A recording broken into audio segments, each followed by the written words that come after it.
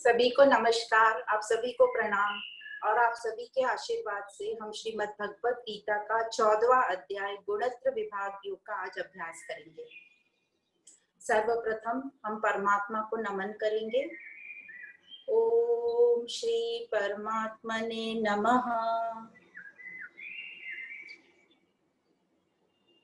हमने श्रीमद् भगवत गीता शुरू करी अर्जुन विषाद योग पहला अध्याय, और पहले 6 अध्याय में हमने देखा कि श्री भगवान ने हमको ज्ञान दिया कि हम शरीर नहीं, हम आत्मा हैं, और आत्मा के ज्ञान के साथ सत असत बताया, परिवर्तनशील और परमानेंट और टेम्पररी बताया, और हमें बताया कि हम सच्चित आनंद स्वरूप हैं। तो आनंद हमें बाहर नहीं ढूंढना है, आनंद हमें अपने स्वयं से जो हम हैं उससे हमें डिस्कवर करना है अपना स्वरूप।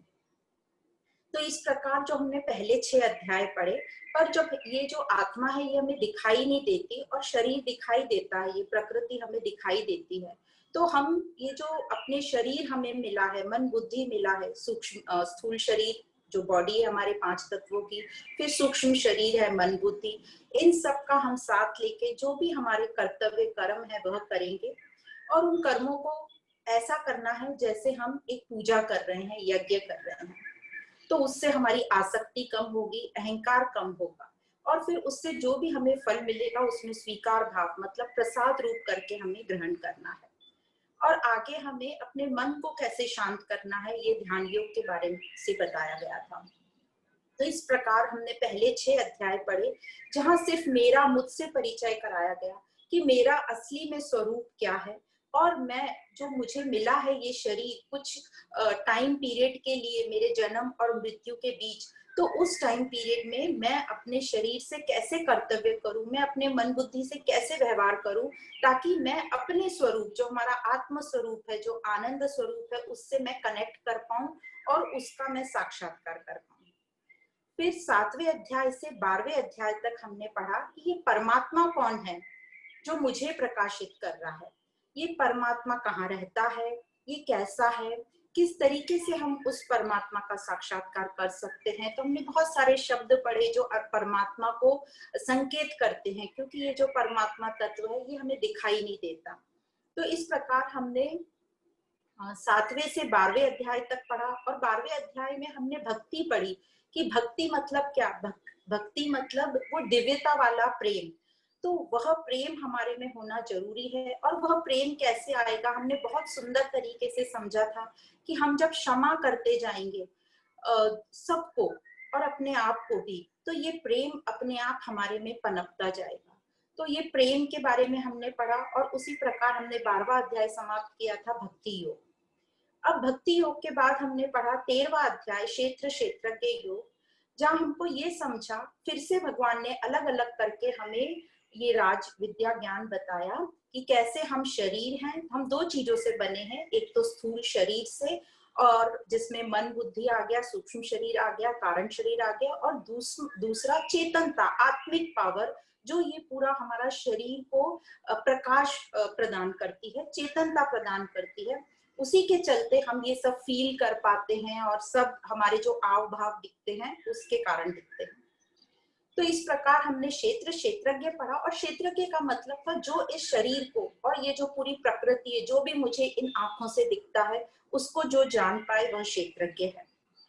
अब क्षेत्रज्ञ तक बताया, और आगे एंड में 13वें अध्याय में बताया था कि ये सब जो भी है पुरुष और प्रकृति, पुरुष मतलब आत्मा और प्रकृति, ये जो भी कोई चेंजेबल मैं बाहर देखती हूँ, दोनों आदि काल से हैं, पर जो प्रकृति है उसी में सब परिवर्तन होता है, और ये जो 3 हमारे गुण हैं, सत्वगुण, रजोगुण और तमोगुण, ये प्रकृति से ही उत्पन्न होते हैं और ये हमें चलाते हैं।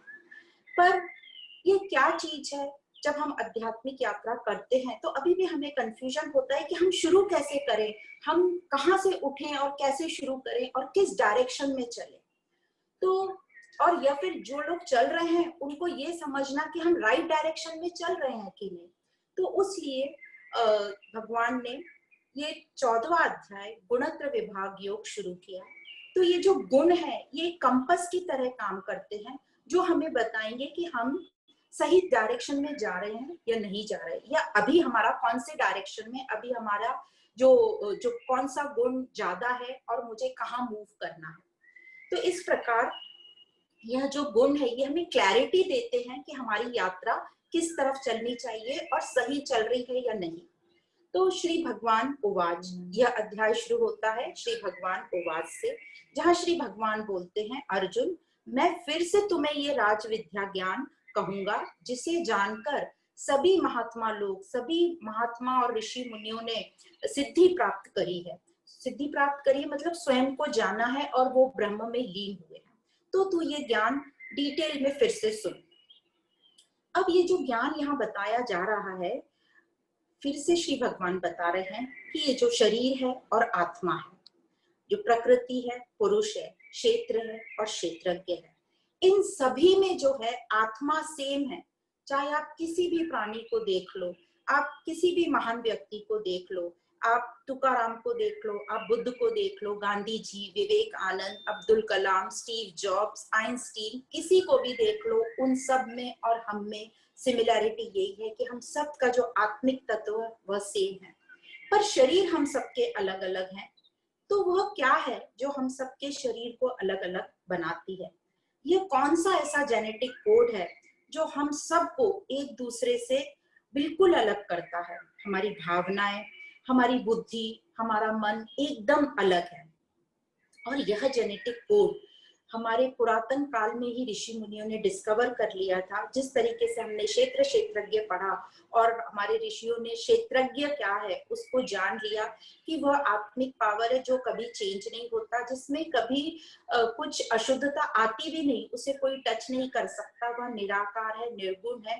पर जो भी कुछ डिस्टर्बेंस होता है, अशुद्धि होती है, वो शरीर प्रकृति में होती है। उसी प्रकार ऋषि मुनियों ने ये जेनेटिक कोड जो है इसको डिस्कवर कर लिया, और जो हम सबको एक दूसरे से अलग करता है। और यदि हमको ये कोड समझ में आ गया, इसका प्रोसेस समझ में आ गया, तो हम भी अपने आप को चेंज कर सकते हैं। कोई और हमको चेंज नहीं कर सकता। जिस प्रकार हम बीमार होंगे तो मेडिसिन हमको लेनी पड़ेगी, कोई और मेडिसिन नहीं ले सकता मेरी जगह। उसी प्रकार चेंज हमको होना है जब हम ये कोड समझ लेंगे तो। और ये जेनेटिक कोड है सात्विक गुण, राजसिक गुण और तामसिक गुण। हम सब इसी के साथ जन्मे हैं। अब हमें इन्हें चेंज करना है अच्छे के लिए, तो हम कर सकते हैं, ये हमारे हाथ में है। पर एफर्ट थोड़ा हमें लगाना पड़ेगा, थोड़ी मेहनत करनी पड़ेगी। तो जो सतोगुण होता है वह शुद्ध होता है, जैसे नाम से ही हम जानते हैं, उसमें उच्च विचार वाला होता है। जो राजसिक होता है वो थोड़ा स्वार्थी होता है, उसमें ज्ञान रहता है पर संसारिक ज्ञान रहता है, और वो ज्यादा करके चेंज होने को एकदम से तैयार नहीं होता।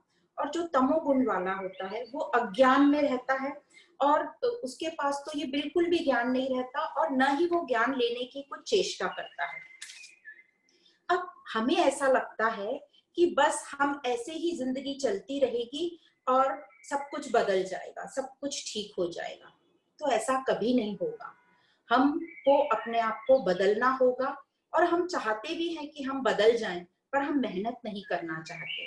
तो जो मैं करती आ रही हूँ, यदि मैं वही करती रहूंगी तो रिजल्ट भी मुझे वही मिलेगा जो अभी तक मिलता आ रहा है। अब हम सबको चाहिए तो बहुत अच्छे अच्छे रिजल्ट, जैसे हम सबको चाहिए कि सब जगह आनंद हो जाए, सब जगह नहीं तो मेरे घर में और मुझे तो आनंद मिल जाए, शांति मिल जाए।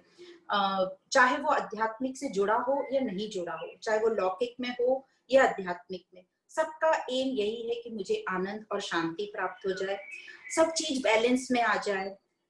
मेरे बच्चे, मैं, ये सब डिसिप्लिन में हो जाए, बाहर भी जगत रोड पर सब डिसिप्लिन से चले और सब एकदम परफेक्ट हो जाए। फिर क्यों नहीं हो रहा ये परफेक्ट? तो ये क्यों नहीं हो रहा, इसके लिए हम एक स्टोरी बताते हैं जिससे समझ में आएगा कि ये क्यों नहीं हो रहा।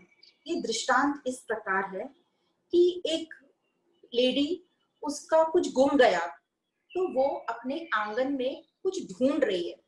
तो कुछ लोगों ने देखा कि ये लेडी बहुत देर से कुछ ढूंढ रही है, सब अपने आंगन में सब चीजों को उठा उठा के बार बार देख रही है, झाड़ रही है। 2 घंटे हो गए वो लेडी झाड़ रही है और उसको कुछ नहीं मिल रहा है। तो जो बाहर जो कुछ लोग खड़े थे, कुछ बच्चे खड़े थे, उन्होंने आके पूछा कि आंटी आप क्या कर रहे हो इतनी देर से? तो उसने बोला कि मेरी डायमंड की रिंग गुम गई है और वो मैं ढूंढ रही हूँ। तो बच्चों ने भी साथ में उसके साथ ढूंढना शुरू किया, किसी को वो रिंग नहीं मिली। तो बच्चों ने पूछा कि आंटी कहाँ गिरी थी, आपको कुछ याद है? लास्ट आप वो रिंग कब पहने थे और कब आपके हाथ में आपने देखा कि नहीं है? तो वो लेडी बोली कि हाँ, 4 दिन पहले जब मैं किचन में खाना बना रही थी तब वो गिरी थी वहां पर। तो बच्चों ने कहा कि आंटी वहां गिरी है तो आपको वहीं ढूंढना पड़ेगा ना, किचन में गिरी है तो किचन में ढूंढो, आप बाहर क्यों ढूंढ रहे हो? तो उस लेडी ने आंसर दिया क्योंकि यहाँ पर रोशनी ज्यादा दिख रही थी तो मैं यहाँ ढूंढ रही हूँ। तो हम सबको हंसी आती है ये, और हंसने वाली बात ही है, पर हम भी यही कर रहे हैं। हम क्या कर रहे हैं? हम सब बाहर ठीक करने में लगे हैं, सबको ठीक करने में लगे हैं, जिसको देखो हम उसको टोकते हैं, उसमें दोष निकालते हैं, उसको ठीक करने की कोशिश कर रहे हैं। क्यों हम ऐसा कर रहे हैं? क्योंकि हमें पता ही नहीं है, हमारे पास वो जीपीएस ही नहीं है जिससे हम जान सकें कि कौन सी चीज को हमें ठीक करना है और कहाँ गड़बड़ी है। अब हमें इस ज्ञान से समझ गया कि क्या चीज परफेक्ट है और क्या चीज आनंद देगी, और पूरी सृष्टि में एक ही चीज है जो पूर्णता को प्राप्त कराएगी, जो परफेक्ट है, हमें बैलेंस में रखेगी, शांति देगी, और वह एक ही चीज है सच्चित आनंद स्वरूप, और जो मेरे पास ही है मेरा स्वरूप। तो सत को जानो। अब हम भी सब बाहर जो ठीक करने में लगे हैं, तो हमारा जन्म इसलिए नहीं हुआ है कि हम बाहर की चीजों को ठीक करें। हमको ये जन्म क्यों मिला है? ताकि हम अपने आप को की उन्नति करें, हम अपने आप अपना जो स्तर है मन का ऊंचा उठाए, ताकि आगे हमें सुखी जीवन, मुक्ति या मोक्ष की प्राप्ति हो। अब ये जब भी हम मन को ये सत, जो सत है हमारा सच्चित आनंद स्वरूप, उसमें रखना चाहें, और हम सब ने भी देखा है, हम दिन भर में यदि एक बार भी मेडिटेशन को बैठते हैं शांति से, भले हम ठीक से ना कर पाए तो भी हमें कुछ मिनट कुछ घंटे अच्छा लगता है। अभी भी हम ये देखेंगे कि यदि हम 1 मिनट भी शांत रहें, और कैसे शांत रहना है हमको, हमको अपने आप को बोलना है कि तुम चुप रहो, खास करके अपनी वाणी को चुप करना है। जब हमारी वाणी चुप हो जाएगी तो हमें अपने कानों को बोलना है कि अब सुनो। क्या सुनना है? शांति, साइलेंस। और साइलेंस को सुनने के लिए कान नहीं चाहिए, वो ऑटोमेटिक हमें अनुभव हो जाएगी। और जब हम ये साइलेंस का अनुभव करेंगे, वह टाइम रहता है कि हम प्रेजेंट में हैं, अभी हैं और यहाँ हैं, और हमें कोई थॉट क्रॉस नहीं होता। तो इसके लिए हमें थोड़ी थोड़ी प्रैक्टिस जब हम करते हैं, हमारी उतनी अच्छी प्रैक्टिस नहीं भी होती तो भी हमें अच्छा फील होने लगता है। और ये जो हम प्रेजेंट में रहते हैं कुछ क्षण, उस टाइम हमें इतना अच्छा, इतना खालीपन फील होता है, हल्का फील होता है। और इसी को, इसी शांति को, इसी हल्केपन को, इसी सत को शास्त्रों ने परमात्मा, भगवान, गॉड, ईश्वर नाम दिया है। इसका मतलब यह है कि हमको अपने मन को परफेक्ट रखना है, शांत रखना है, तो हमें ये सत्य की जरूरत है, इस परमात्मा की जरूरत है, ये परमात्मा हमको चाहिए। अब कई लोग ऐसा कहते हैं कि हम तो परमात्मा में विश्वास ही नहीं रखते, भगवान में विश्वास ही नहीं रखते। पर यदि वो अपने काम में परफेक्शन चाहते हैं, यदि वो अपने आप को परफेक्ट करना चाहते हैं, अपने आप से शांति चाहते हैं, आनंद में चाहते हैं, इसका मतलब है कि वो भगवान को मानते हैं, भले ही वो हमें इनडायरेक्टली या डायरेक्टली ना बोल रहे हैं। तो इस मन को हम परमात्मा की प्राप्ति कैसे कराएं? हमको अभी तक समझ गया है कि इस मन को ही हमें ट्रेन करना है, इस आध्यात्मिक ज्ञान से मन को ट्रेन करना है, बुद्धि को विवेकशील बनाना है, ताकि हमारा मन और बुद्धि उच्च लक्ष्य को प्राप्त हो पाए। तो मन की हमें कुछ सेटिंग करनी है, ट्यूनिंग करनी है। तो ये जो ट्यूनिंग की जाती है, ये गुणों से ही हम ट्यूनिंग करेंगे। जैसे हम रेडियो की फ्रीक्वेंसी मिलाते हैं, वैसे ही अभी हम गुणों की फ्रीक्वेंसी मिलाएंगे। पर अभी जो हमारा मन है बहुत ही कंफ्यूज रहता है, परेशान रहता है, क्योंकि मन बुद्धि दोनों मेरे कंट्रोल में ही नहीं है। ये जो मन बुद्धि है, क्योंकि ट्रेनिंग नहीं हुई है, तो अपनी अपनी इच्छाओं वासनाओं के कंट्रोल में है। मतलब हम सभी अपने मन के गुलाम हैं। तो अब क्या करें? तो आइए पहले हम समझेंगे कि ये मन है कहाँ, ये मन रहता कहाँ है, तो इसको हम समझते हैं। अब कई लोगों को लगता है ये जो मन है ये ब्रेन का पार्ट है, कई लोगों को लगता है ये जो मन है हार्ट का पार्ट है। पर हम सब ने देख लिया है कि ये ना तो कहीं एक्सरे में दिखता है, ना कहीं एमआरआई में, ना सीटी स्कैन में किसी को भी ये मन और बुद्धि दिखा है। या जिन लोगों ने ये डेड बॉडी का डिसेक्शन किया है, जो डॉक्टरी करते हैं, उनको भी ये मन और बुद्धि कहीं नहीं मिला है। इसका मतलब ये मन बुद्धि न तो ब्रेन का पार्ट है, ना हार्ट का पार्ट है। तो ये मन क्या है? तो ये मन है विचारों की धारा, कंटिन्यूस फ्लो ऑफ थॉट्स। एक दिन में कम से कम 60,000 विचार हमारे आते हैं अप्रोक्सीमेटली, और ये इतने फास्ट आते हैं कि हम दूसरे को पकड़ने जाते हैं तब तो 10-15 क्रॉस हो जाते हैं। पर इनमें से मैं कौन सा थॉट हूँ, यह कोई भी नहीं पता चल सकता। ये आते हैं और चले जाते हैं, और हम कोई एक हाथी पर टिक जाते हैं जो हमें सुख देता है या दुख देता है। और मैं चाहती हूँ कि ये जो मन है जो सुख दे रहा है, ये कॉन्स्टेंटली मेरे पास रहे। ये हो नहीं सकता, क्योंकि ये कंटिन्यूस फ्लो है, ये चलता रहता है और बदलता भी रहता है, और एक विचार खत्म भी होता है और दूसरा विचार जन्म लेता है। मतलब मैं ये मन नहीं हूँ, मन चेतना नहीं है। क्यों नहीं है? क्योंकि ये चेंजिंग हो रहा है, पूरा बदल रहा है, नए नए विचार जन्म ले रहे हैं, और एक दिन में भी हजारों बार बदल रहा है। पर इस चेतनता के कारण हम इन मन के विचारों को फील कर पाते हैं। तो ये कितने आश्चर्य की बात है। यह जो मन जड़ है, जो विचार जड़ है, वो मुझ दिव्य स्वरूप, जो मैं दिव्य स्वरूप हूँ, उसको कंट्रोल किया हुआ है। जिस प्रकार कोई एक सर्वेंट घर में एक मालिक को कंट्रोल करता है, उस प्रकार अभी हमारी स्थिति है।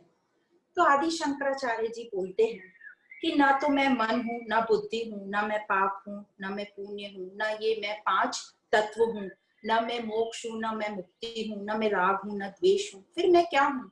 मैं चिदानंद रूपम शिवोहम शिवोहम, मैं वो सच्चित आनंद स्वरूप हूँ। पर जब ये हमारे विचार सुखी दुखी के जब होते हैं, तो ये क्या है? तो ये एक प्रतिबिंब है, जो मन का प्रतिबिंब है। पर ये आत्मा का प्रतिबिंब नहीं है, ये मन का प्रतिबिंब है। मतलब ये प्रकृति का प्रतिबिंब है, जो हमें टेम्पररी सुख दे रहा है, टेम्पररी दुख दे रहा है। पर ये आध्यात्मिक ज्ञान कौन से सुख की बात कर रहा है? परमानेंट सुख की बात कर रहा है, हमारे सुख आनंद स्वरूप की बात कर रहा है, जिससे इन मन के विचारों का आने जाने से कोई फर्क नहीं पड़ता। मतलब अभी हमारे मन में विचार आ रहे हैं तो हमें फर्क पड़ रहा है, पर मैं वो स्वरूप हूँ जिसको इन मन के विचारों से कोई फर्क नहीं पड़ता। जिस प्रकार एक इलेक्ट्रिक करंट चलता है और उसमें कैसा भी बल्ब लगा हो, 0 वॉट का लगा हो या 100 वॉट का लगा हो, उसको उससे कोई फर्क नहीं पड़ता। या बल्ब नहीं भी लगा हो तो उसको उससे कोई फर्क नहीं पड़ता। तो मुझे क्या करना है? सिर्फ दृष्टा बनकर इन विचारों को ऑब्जर्व करना है। और जो सत स्वरूप है वो कहाँ है? वो इन विचारों से थोड़ा सा और आगे है, थोड़ा सा परे है इन विचारों से।